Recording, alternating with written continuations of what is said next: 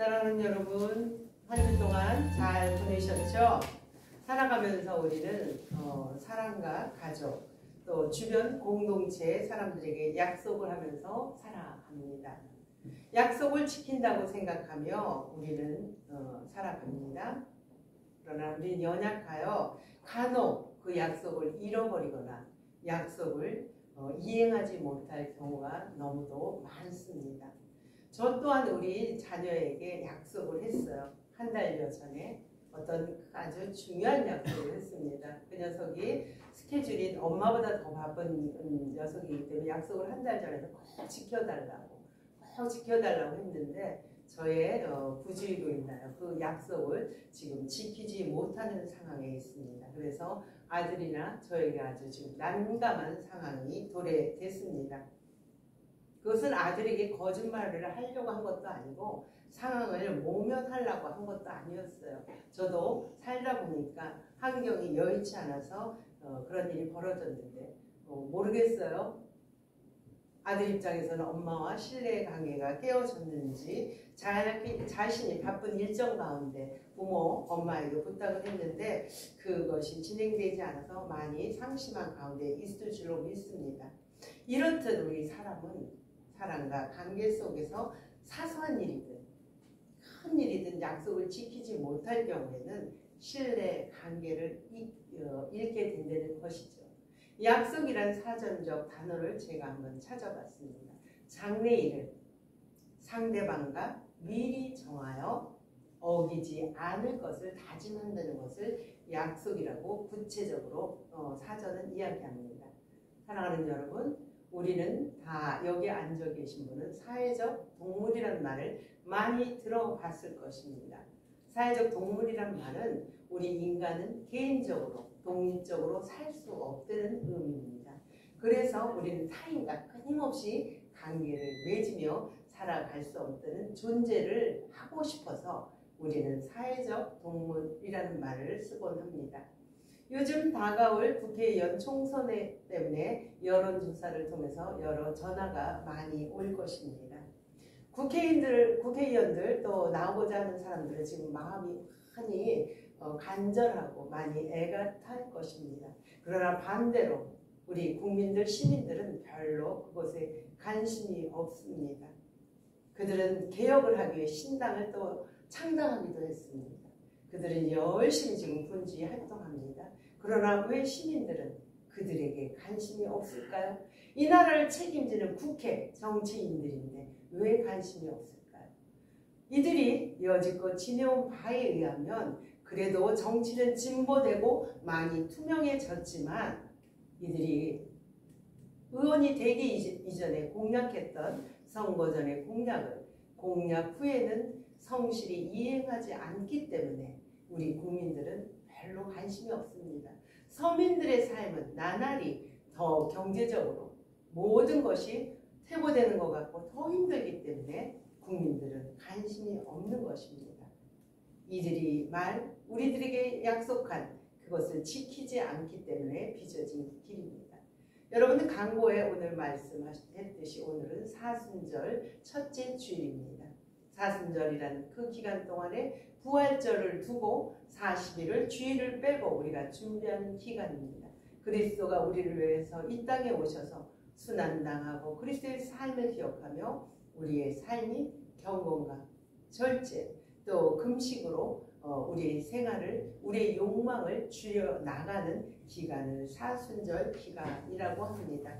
이 기간 우리는 40일을 실천하는 기간인데 오늘 주님은 이 말씀 속에서도 어떤 상황에도 하나님은 약속을 끝까지 지키신다 우리에게 권면하고자 오늘 말씀을 주시려 합니다. 첫 번째로 하나님은 하나님의 때에 약속을 드러내신다 말씀하십니다. 9절에서 11절 제가 한번 읽어보겠습니다. 여러분들은 눈으로 한번 따라 읽어보시기 바랍니다. 그때 예수께서 갈릴리 나사렛으로부터 와서 요단강에서 요한에게 세례를 받으시고 곧 물에서 올라오실 때 하늘이 갈라짐과 성령이 비둘기같이 자기에게 내려오심을 보시더니 우리 주님은 두 가지를 다 갖추고 있어요. 신이신 예수님, 또 사람이신 예수님입니다. 그 존재를 두 가지를 다 갖추고 있습니다. 그런 분이 세례를 받지 않으셔도 된다는 뜻입니다. 인간은 살아가면서 인간의 의지대로 살다 보니까 하나님 신의 입장으로서 죄를 지을 수 있지만 신이신 분은 죄 없는 깨끗한 분이십니다. 그분이 세례를 받으십니다. 그리고 그분이 더 오늘 말씀을 통해서 우리가 깨달을 수 있는 것은 당신이 사실은 당신이 일상생활을 하는 갈릴리 나사렛에서 세례를 받으시지 않습니다. 신적인 존재인 그분이 세례를 베푸는 그 자리로 찾아가는 것입니다. 요단강에 세례자 요한한테 찾아가서 세례를 받으십니다. 이것을 통해서 우리 주님은 우리에게 보여주고 싶은 것이 겸손인 것입니다.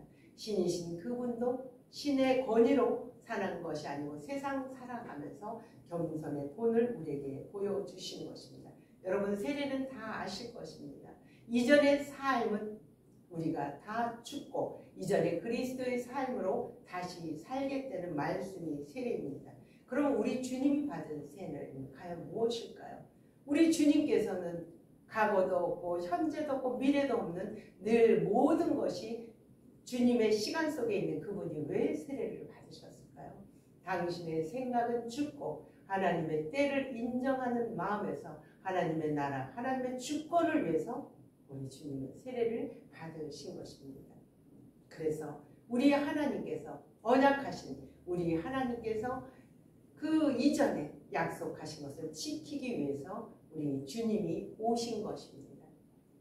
하나님이 인간을 지고 한탄하셨습니다. 처음에 인간을 지었을 때 참 보시기에 좋았다 했는데 인간은 시간이 지날수록 하나님같이 되면서 죄가 세상에 가득 찼습니다.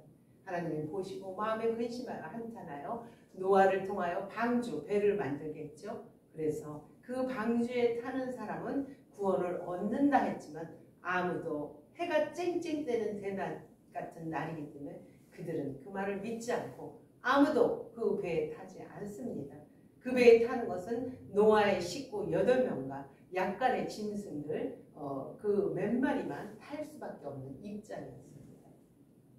그래서 우리 하나님은 너무너무 속이 상한 나머지 홍수로 그 세상을 멸했습니다. 멸하고 나서 하나님이 다 멸하고 이들만 살아갔을 때 성경 말씀에 그렇게 말씀하십니다.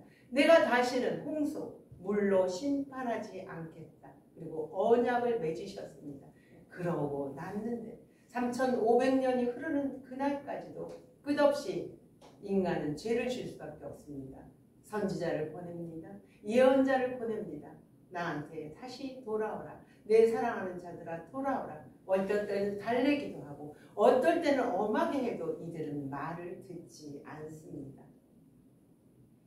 우리의 경험대로 우리의 생각대로 하나님이 자신이 된 것입니다. 이사야 53장 6절은 이렇게 말씀합니다. 우리는 다 양 같아서 그릇 행합니다. 그래서 각기 자기의 길로 가기를 좋아한답니다. 그러나 우리 주님께서 우리 하나님께서 그것을 아심에도 불구하고 그 죄악을 우리 주님을 통해 담당하기 위해서 이사야를 통해 말씀하신 것을 예수님을 통해 그 언약을 하나님의 때에 들어주시는 것입니다. 사랑하는 여러분, 세상 살아가면서 우리는 죄로 인하여 넘어질 수밖에 없는 존재입니다. 혼자 사는 사람이 아니기 때문이죠. 사람과 가족이 되는 그 공동체에서 살기 때문에 죄를 지을 수밖에 없는 우리는 하늘을 볼 수 없는 땅의 사람으로 살아갑니다.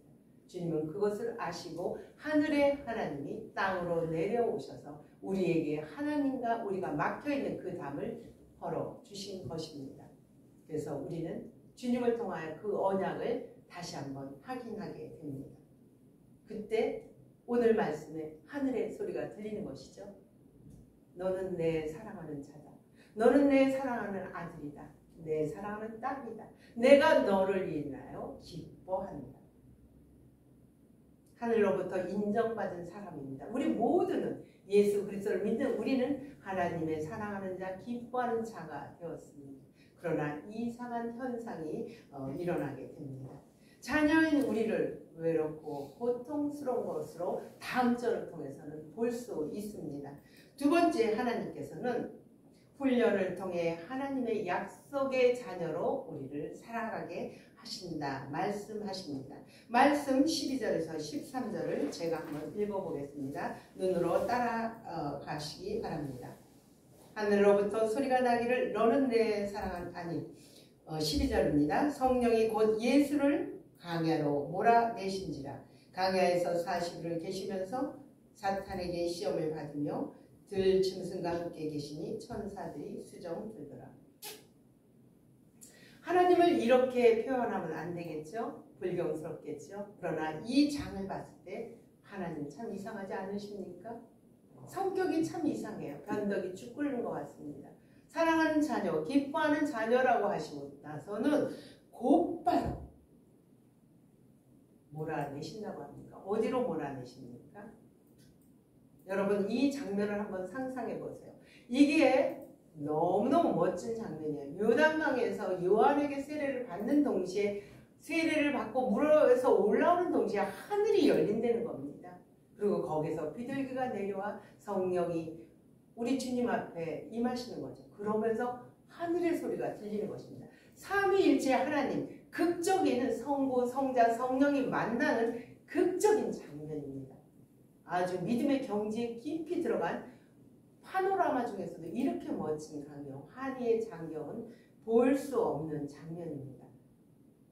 우리 예수님이 금수저와 같이 금이 환영되는 그러한 장면 아닐까요? 그러나 그건 완전히 반전으로 전개됩니다. 우리 예수님, 하늘의 자녀, 하늘의 왕자가 갑자기 거지로 변하는 상황으로 진행됩니다. 성령이 예수를 곧 바로 강야로 몰아내신지라. 몰아내신지라는 헬라의 뜻은 이런 뜻이 있다 합니다. 재촉하다, 내보내다. 그러나 여기서 주고 싶은 말은 또 이런 뜻도 있다고 합니다. 자발적으로, 순종으로 자기가 선택해서 어떻게 내어놓다라는 뜻도 있다는 것입니다. 오늘 주시고 싶은 말은 이 말씀입니다. 사랑하는 여러분, 이곳에 앉아 계십니다. 때로는 또 영상을 통해 보는 사람들 있습니다. 지금 현재 우리의 상황이, 우리의 문제가 이런 현실 아닌가요? 예수 믿고 참 이 세상을 창조하시고 이 세상을 전능자, 못하시는 것이 없고 이 세상 모든 것이 당신 것이라고 성경은 기록되고 우리는 그렇게 믿고 있습니다. 그렇게 예수를 믿은 우리들은 신세, 우리의 모습이 변해야 되지 않습니까? 세상에서 말하는 경제적인 것, 건강인 것 우리가 다 축적하고 살아야 되지 않습니까? 만사형통으로 금수저의 인생을 살아가야 되지 않을까요? 그러나 왜 우리는 예수를 믿어도 이렇게 강야로 몰아내시는지, 우리의 삶을 어떨 때는 외롭고 어떨 때는 황폐하고 어떨 때는 거칠고 어떨 때는 바람이 붑니다. 그 강야에 햇빛은 너무너무 뜨겁고 어디 하나 숨을 자리가 없어서 우리는 그 자리에 멈춰서 우리의 숨통을 조이는 것 같습니다. 지금 젊은이들이 말합니다. 이 세상 내 인생은 망했다. 잘 들어보셨죠? 이번 생은 망했다. 이생망. 여러분도 이생망의 인생이십니까? 그러나 강야, 그것은 주님이 오늘 말씀드린 늘 우리와 함께 하신다고 하십니다. 성경은 기록합니다. 내가 세상 끝날까지 네가 어디에 있든, 강야에 있든 예루살렘에 있든 갈릴리 나사렛에 있든 나는 너와 함께한다. 그렇다면 주님이 왜 이렇게 우리를 강야로 몰아내시는지 그 의도가 궁금하지 않으시나요, 여러분? 우리 그리스도인은 그곳까지 가야 됩니다. 주님은 우리를 하나님의 자녀로 인정하고 강야로 곧 내모으신 것은 우리의 실력을 쌓고 싶은 것입니다. 어떤 실력? 어떤 상황에서도 내공이 쌓이기를 원하시는 것입니다. 어떤 상황에서 흔들리지 않는 하나님은 그 그리스도인의 실력을 키우고 싶으신 것입니다. 내 곁에 아무도 없어도, 내 말에 귀 기울여 주는 사람이 한 사람도 없어도 나를 믿어주는 사람이 없어도, 나를 붙잡아주는 사람이 없어도, 그럴 때 그 강야의 인생에서 우리는 누구를 봅니까? 막막해서 아무도 없는 그때에 주님만 바라볼 수밖에 없는 것입니다. 모든 것이 사방이 막혀있는 것 같을 때 하늘을 우러러 하나님을 바라보는 것입니다. 우리가 절망 가운데 있을 때 그분 앞에 우리는 주님의 눈, 그래서 주님이 우리와 함께 가시고 주의 천사들이 우리 옆에서 우리를 섬기는 것을 볼 수 있는 실력, 눈을 키워주시는 것입니다. 강야 같은 세상은 너무도 악합니다. 강야 같은 세상은 너무 절망적이고 너무 약삭빠르고 우리를 포기하게 만듭니다. 이것이 뭐냐? 악한 사탄의 생각입니다. 사람들은 들짐승같이 아주 포악합니다. 강포합니다. 악합니다. 그러나 주님은 그 들짐승 가운데 함께 계시며 천사들이 수종들게 한다는 것입니다. 오늘 우리가 40일 사순절을 지내지만 이 40일을 숫자적으로 보시는 것을 우리는 더 넘어서야 됩니다. 이 40일의 강야 인생은 우리가 이 땅에 와서 살아가는 인생길의 그 인생길을 묘사한 것입니다. 우리의 삶의 길인 것이죠. 그렇게 살아가는 우리 인생 여정 가운데 우리를 쓰러뜨리기 위해서 늘 악한 생각은 우리를 유혹하고 좌절하고 넘어뜨리고 옆에서 들짐승들은 우리를 으르렁거리며 삼키려 합니다. 그러나 오늘 본문은 이런 강야의 위험에도 주님은 우리와 함께 계시고 수종 듣는 것을 기억하면서 우리에게 자유를, 그런 환경 가운데서도 자유를 훈련시키기 원하시는 것입니다. 우리 모두는 그리스도인의 자유자가 됐습니다. 그 자유자를 종의 멍에로 사는 것이 아니고 사랑의 멍에, 사랑에 속한 자로 하나님은 우리를 훈련시켜서 어떤 상황에도 우리는 실력자의 삶, 주님의 삶으로 살아가기를 원하시는 것입니다. 그렇다면 훈련받는 하나님의 자녀로 어떻게 우리는 살아가야 될까요? 오늘 본문 세 번째, 이렇게 또 하나님 우리에게 부탁하십니다. 하나님의 약속을 기억하는 삶으로 일상을 살아내라 말씀하십니다. 14절에서 15절 제가 읽어보겠습니다. 요한이 잡힌 후에 예수께서 갈릴리에 오셔서 하나님의 복음을 전파하여 이르시되 때가 찼고 하나님의 나라가 가까이 왔으니 회개하고 복음을 믿으라 하시더라. 요한이 잡힌 후, 그전에는 우리 주님이 사역이 시작하지 않으셨습니다. 잡힌 후, 다시 말해서 세례자 요한의 사역이 끊긴 것을 안 거죠. 단절된 것이 안 거죠. 무엇을 단절시켰습니까? 옥에 갇히다 보니까 세례자 요한이 복음을 전할 수 없어요. 하나님의 나라 복음을 전할 수 없는 것을 아시고 우리 예수님께서 세례를 받으시고 갈릴리로 다시 돌아가신 것입니다. 사랑하는 여러분, 우리들은 오늘 말씀을 통해서 예수님께서 강야에 살지만은 이것이 그 어디나 하늘나라 천국의 삶을 알았다는 거예요. 그 강야가 도리어 하늘나라 천국의 삶이 됐다는 것입니다.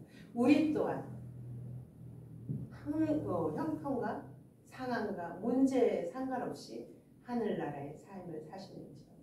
기도 생활을 많이 하시고 말씀을 묵상하는 분들은 그 생활 속에 안주하여 이런 하늘나라의 삶을 사실 것입니다. 우리 예수님도 강야에서 그 하늘나라의 삶을 살면서 주님과 깊은 교제하며 동행했습니다. 행복했습니다. 그러나 우리 주님은 그곳에 머무르지 않고 다시 갈릴리로 오셔서 이렇게 말씀하고 있습니다. 갈릴리가 어디입니까? 주님이 일상생활을 했던 곳입니다.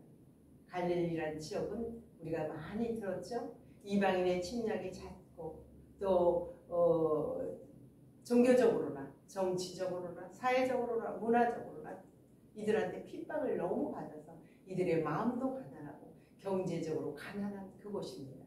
그곳에 우리 주님은 가신 것입니다. 일상을 살아내기 위해서.